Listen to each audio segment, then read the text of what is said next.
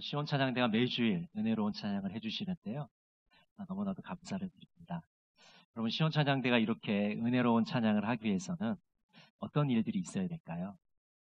계속해서 연습을 하고 노력을 해야 될 겁니다. 기도로 준비하면서 끊임없이 노력을 했기 때문에 은혜로운 찬양을 할 수 있었을 겁니다. 찬양대는 이렇게 열심히 준비하고 찬양을 하는데 회중석에 있는 우리들은 어떻게 찬양하고 있을까요? 만약 예배 시간에 찬양하는 모습을 근접 촬영을 한다면 어떤 모습일까요? 아마 어떤 분들은 열정적으로 찬양하는 분들이 있을 수도 있고요. 또 어떤 분들은 입만 달싹거리는지도 모르겠습니다. 우리는 왜 하나님께 열정적으로 찬양하지 못할까요? 스티븐스는 이렇게 말했습니다. 노래하는 걸 좋아하지 않는다면 대체 왜 천국에 가길 바라는 겁니까? 여러분, 우리가 천국에 가서 해야 될 일은 어떤 일일까요? 거기 가서는 하나님께 찬양하는 일, 그것이 우리의 일과가 될 겁니다. 우리의 일과의 대부분을 하나님의 이름을 높이고 예수님을 찬양하고 성령님께 경배하는 그런 일들을 하는 것이 우리의 일과가 될 것입니다. 찰스 스윈돌은 왜 그렇게 노래하는 사람이 적은 걸까? 이렇게 질문을 하고 있습니다. 여러분, 우리가 찬양하는 사람이 적은 이유는 아마 우리의 삶에 여유가 없기 때문일 겁니다. 노래를 좀 하려면 삶의 여유가 좀 있어야 되는데 삶이 너무나도 팍팍하게 되면 우리가 노래할 여유를 갖지 못하게 되는 것은 아닌가 싶습니다. 또 우리가 노래하는 사람이 적은 이유는 다른 사람들이 나를 대신해서 노래를 해주고 있기 때문입니다. 우리가 가는 곳곳마다 음악이 흘러나옵니다. 일을 시작하기 전에 음악을 틀고 또 집에 와서도 음악을 틀고 어떤 분들은 운전을 하면서도 음악을 듣습니다. 너무나도 듣는데 익숙해져 버린 것이죠. 우리들이 입술을 벌려서 찬양하는 일이 거의 없어졌다고 해도 과언이 아닌 것입니다. 다른 사람들에게 노래를 지키고 자신은 정작 침묵하고 있는 것이죠. 그래서 평소에도 듣는데 너무나도 익숙해졌기 때문에 교회 와서도 예배 시간에 입술을 벌려 찬양하는 일을 하기가 힘들어집니다. 또 더더군다나 코로나19가 유행하면서 마스크를 쓰고 있기 때문에 우리가 찬양을 하는지 안 하는지 알 수도 없게 된 것이죠.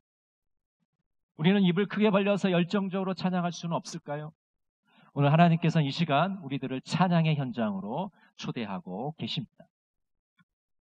오늘 히브리서 말씀에 보면 찬양의 제사에 대해서 말씀하고 있습니다. 왜 히브리서는 찬양의 제사에 대해서 언급하고 있을까요? 그것은 예수님께서 제사를 완성하셨기 때문입니다. 우리 히브리서 9장 12절 말씀을 같이 한번 읽어볼까요?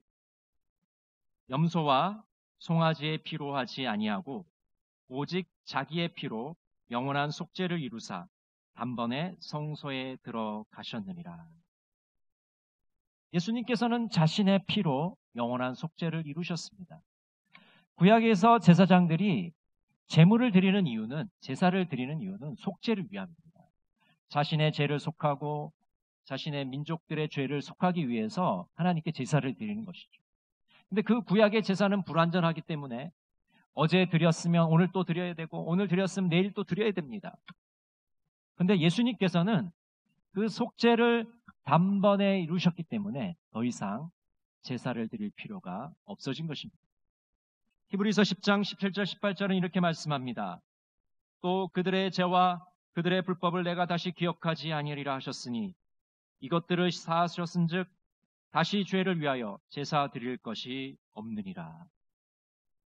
예수님께서 제사를 완성하셨기 때문에 더 이상 우리는 동물로 제사 드릴 필요가 없다는 겁니다. 양과 소를 끌고 와서 하나님께 제사 드릴 필요가 없어진 것입니다.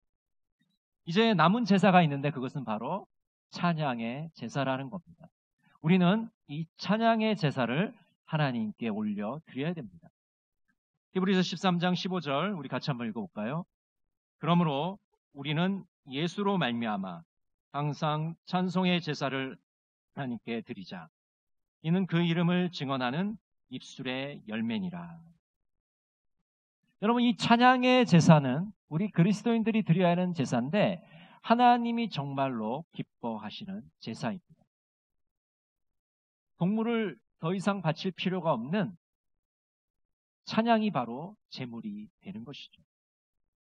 유대 철학자 필로는 이렇게 말하고 있습니다. 찬양은 우리가 하나님께 드려야 할 최선의 제물이다.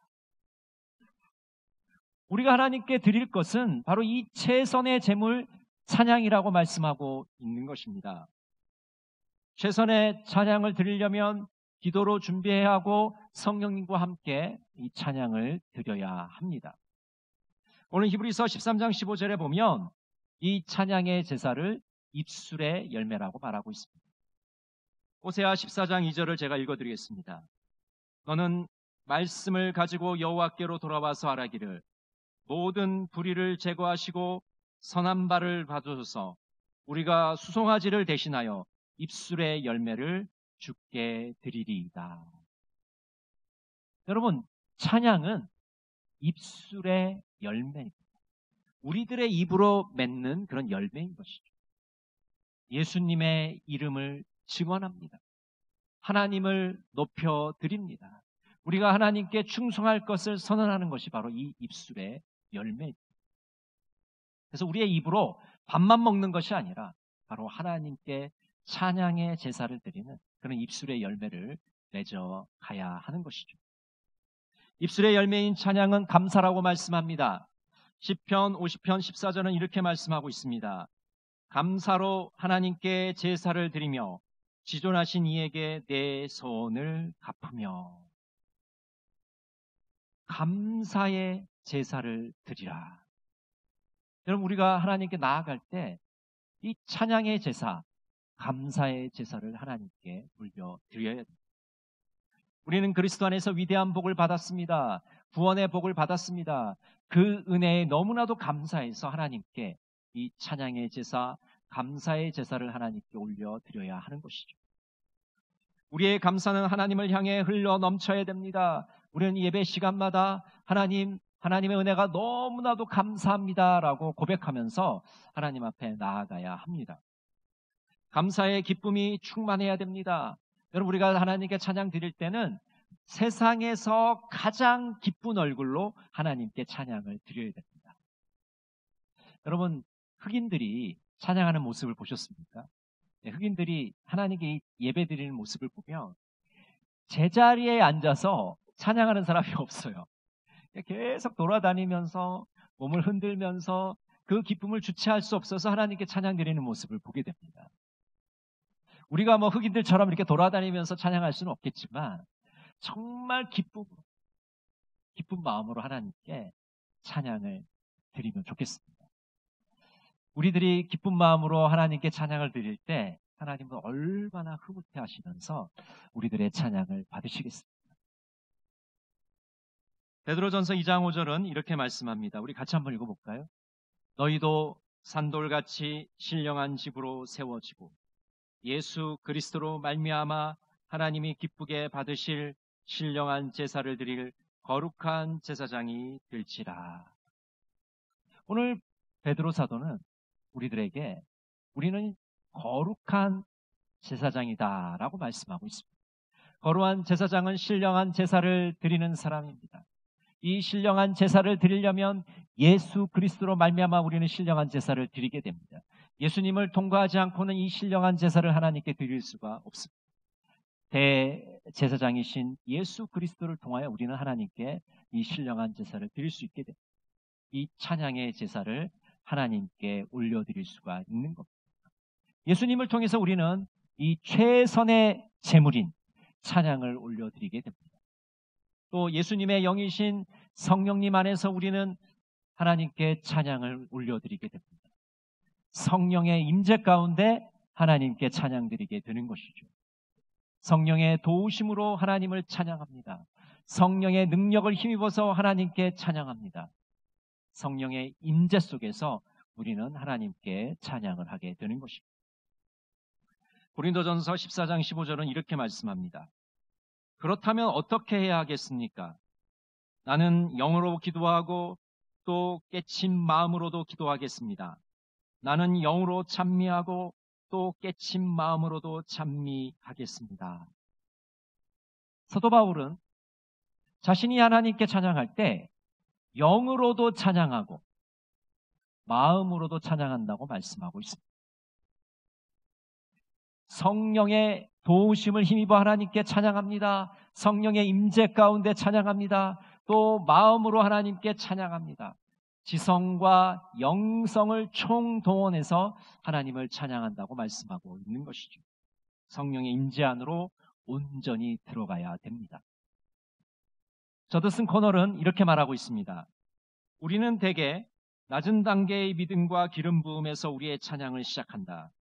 그래서 처음에는 감정과 혼의 영역에 들어가게 되고 그 다음에는 마음과 의지의 영역으로 옮겨갔다가 마침내 우리의 찬양은 영을 통하여 성령 안으로 들어가게 된다.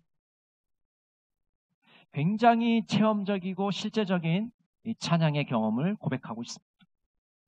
이것을 성전이나 성소의 대입을 좀 해보면요. 맨 먼저 우리가 찬양을 할 때는 성전 뜰에서 찬양을 하게 됩니다. 여러분, 이 성전 뜰에서 드리는 찬양은 하나님이 기뻐 받으시는 수준의 찬양이 아니에요. 그냥 입구에 서 있는 겁니다. 그냥. 그 다음에는 성전 안으로 들어와야 됩니다. 성전 안에서 하나님을 찬양합니다. 마당에 있는 것보다는 조금 나을지 모르겠지만 아직도 하나님이 원하시는 수준이 아니에요. 그럼 어디까지 들어가야 되냐? 지성소에게까지 찬양이 들어가야 됩니다. 지성소에 들어가서 하나님을 만나고 성령의 임재 가운데 하나님께 찬양을 드려야 되는 것이죠. 그 찬양을 비로소 하나님이 기뻐하시고 하나님께서 만족하시는 찬양이 되는 것입니다. 여러분, 마당에서만 찬양하지 마시기 바랍니다. 성소로 들어가십시오. 성소에서만 찬양하지 마시길 바랍니다. 지성소에까지 들어가셔서 하나님께 찬양 드리며 성령의 임재 가운데 찬양하시는 여러분 모두가 되시기를 간절히 바랍니다. 우리의 생활 속에서 예수님으로 말미암아 찬양하고 성령의 임재 가운데 하나님께 찬양하시기를 바랍니다. 찬양의 제사 드리며 지성소로 들어가시는 여러분 모두가 되시기를 간절히 바랍니다. 여러분, 우리는 생활 속에서 어떻게 하나님께 찬양해야 될까요? 항상 찬양하라고 말씀해 주고 있습니다. 우리 히브리서 13장 15절 다시 한번 읽어볼까요? 그러니 우리는 예수로 말미암아 끊임없이 하나님께 찬미의 제사를 드립시다. 이것은 곧 그의 이름을 고백하는 입술의 열매입니다. 여러분, 항상 찬송하라는 것은 끊임없이 찬양하라는 겁니다. 계속해서 찬양하라는 것입니다. 쉬지 않고 찬양하라는 것입니다. 평생토록 하나님께 찬양 드리라는 것입니다. 하루를 시작하면서 찬양해야 합니다. 바쁜 일상생활 가운데서도 찬양해야 됩니다. 하루를 마치면서도 하나님께 찬양해야 합니다. 찬양이 우리 입에서 떠나지 않아야 된다는 것이죠. 또 어떤 형편에서든지 어떤 환경에서든지 하나님께 찬양을 드려야 합니다. 기쁠 때도 찬양하고 슬플 때도 찬양해야 됩니다. 우리의 삶이 팍팍할 때도 찬양을 해야 되고 우리의 삶이 여유가 있을 때도 하나님께 찬양을 해야 합니다. 사도행전 16장 25절은 이렇게 말씀합니다. 한밤중에 바울과 실라가 기도하고 하나님을 찬송하며 죄수들이 듣더라. 2차 전도 여행 시에 바울의 일행들이 빌립보에 도착을 하게 됩니다. 근데 거기서 누구를 만나게 되면 귀신 들린 여종 하나를 만나게 돼요. 빌립보 사람들이 그 귀신 들린 여종을 데리고 영업을 하고 있었죠. 점치는 영업을 하고 있었죠. 그래서 바울 사도가 그 귀신을 내쫓아 줍니다. 이 여종이 멀쩡해진 것이죠. 그렇게 멀쩡해지니까 자신들이 업을 더 이상 할 수 없게 되잖아요. 그래서 빌립보 사람들이 화가 나서 이 바울 일행을 관리들에게 끌고 갑니다. 그래서 관리들이 이 바울 일행을 옥에 가두게 됩니다. 매를 흠씬 맞게 됩니다. 그리고 몸은 묶여 있게 됩니다. 여러분, 좋은 일을 했지 않습니까? 선한 일을 했어요.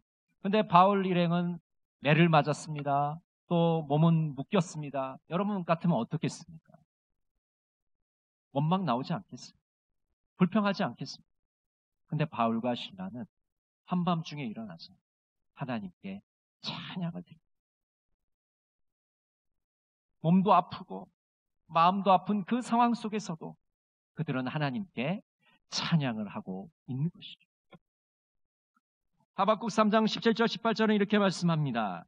비록 무화과 나무가 무성하지 못하며 포도나무에 열매가 없으며 감람나무에 소출이 없으며 밭에 먹을 것이 없으며 우리의 양이 없으며 외양간 소가 없을지라도 나는 여호와로 말미암아 즐거워하며 나의 구원의 하나님으로 말미암아 기뻐하리로다.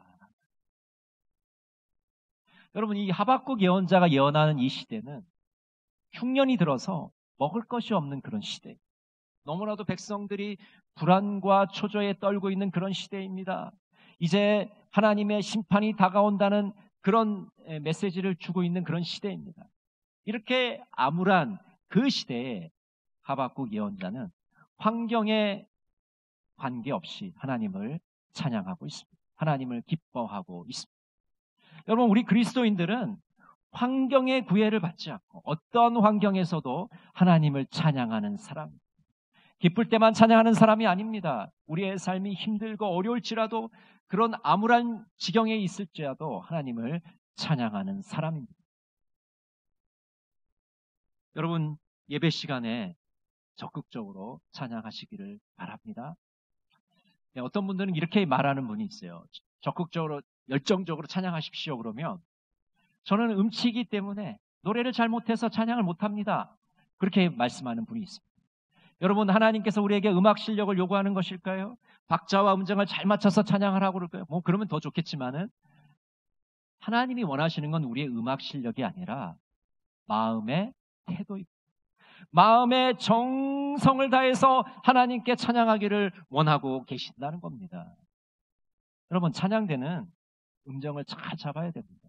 그러나 회중석에 있는 성도들은 그럴 필요가 없어요. 자유롭게 열정적으로 입을 크게 벌려서 하나님께 기쁘게 찬양을 드려야 합니다. 하나님은 그러한 제사를 원하고 계시기 때문입니다. 여러분, 열심히 찬양하십시오.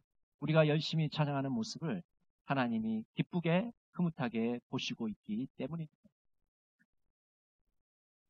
더 나아가서 성경책과 찬송가를 정복하시기를 바랍니다.